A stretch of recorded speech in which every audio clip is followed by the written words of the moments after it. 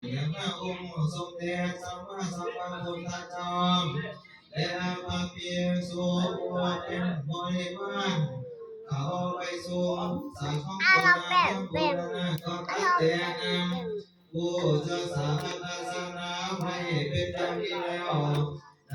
กาลครั้งนั้นองค์สมเด็จพระผู้มีพระภาคเจ้าก็เสด็จเข้าไป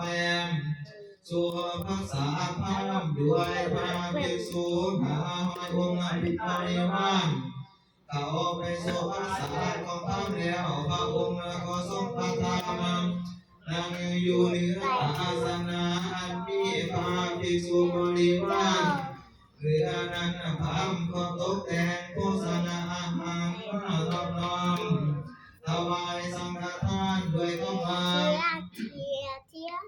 อิมาสมิงทินาอิปะเนียติกาเนียสาสุภะยันสมะเนียสาหุทากาเนียสตัมภาเนียสาจิตามรณเนียสาภาโภชนาอาหารเนียสาคิรานาภิสสะเนีย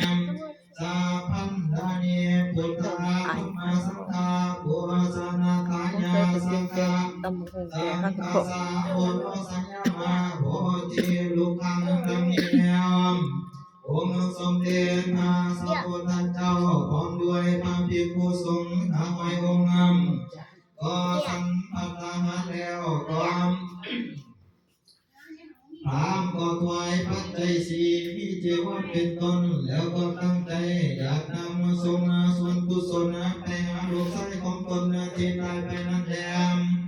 ในกาลครั้งนั้นองค์สมเด็จสัมมาสัมพุทธเจ้าจึงทรงตรัสเทศนาว่าพรามดูแลทานพรามตั้งแต่นี้ต่อไป